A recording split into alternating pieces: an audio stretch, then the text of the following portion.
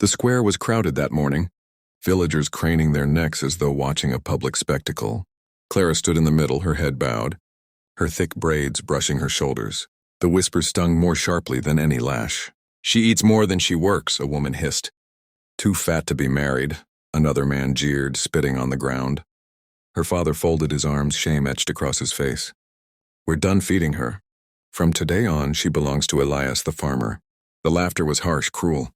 A boy threw a rotten apple at her feet, splattering juice across her worn shoes. Clara's chest tightened. She wanted to scream, to run, but years of ridicule had already crushed her spirit. Then, through the jeering crowd, Elias appeared. Tall, broad-shouldered, with weathered skin and hands scarred by labor, he looked nothing like the weak pauper the villagers mocked.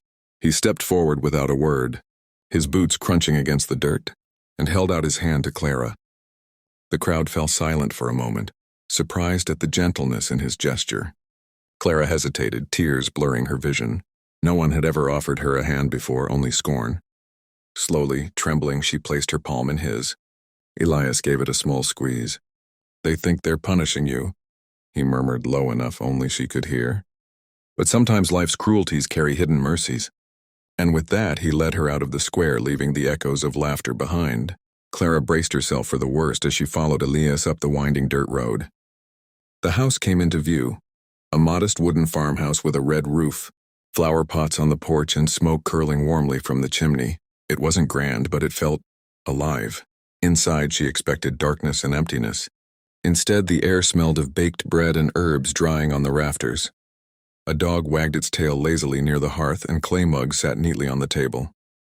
Clara blinked, disoriented. This didn't look like the home of a man on the verge of ruin. "Sit," Elias said gently, gesturing to the sturdy wooden chair. He ladled steaming soup into a bowl and placed it before her. Her stomach growled, but pride made her hesitate. She had been told too often she was greedy, undeserving. "Eat," Elias urged again, his voice firm but kind. "Here, no one will shame you for being hungry." Clara lifted the spoon, the first sip warming her from the inside out. It wasn't just food, it was dignity. Over the next few days, Elias showed her how to gather eggs, tend the garden and mend fences. He never mocked her clumsy attempts, never rushed her, only laughed softly when she dropped a basket of apples and encouraged her to try again. At night, Clara watched him sit on the porch, gazing at the fields under the moonlight with a look she couldn't quite name, pride, maybe, or sorrow. She wondered what secrets lived behind those steady eyes. For the first time in her life, Clara felt something she had never. One morning, Elias handed Clara a sun hat and a pair of sturdy boots. "Come," he said simply, his deep voice carrying both command and invitation. They walked past the familiar vegetable patch beyond the orchard, and down a narrow path she had never dared to explore. Soon the trail opened up and Clara froze. Before her stretched not a small farm, but a sea of golden fields, swaying endlessly under the sun. Wheat shimmered like liquid gold, stretching as far as her eyes could see.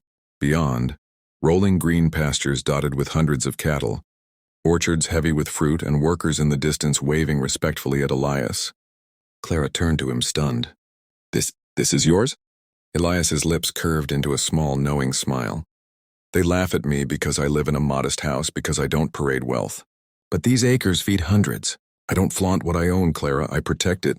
Her knees nearly buckled. All her life she had been told she was a burden, unworthy, a punishment.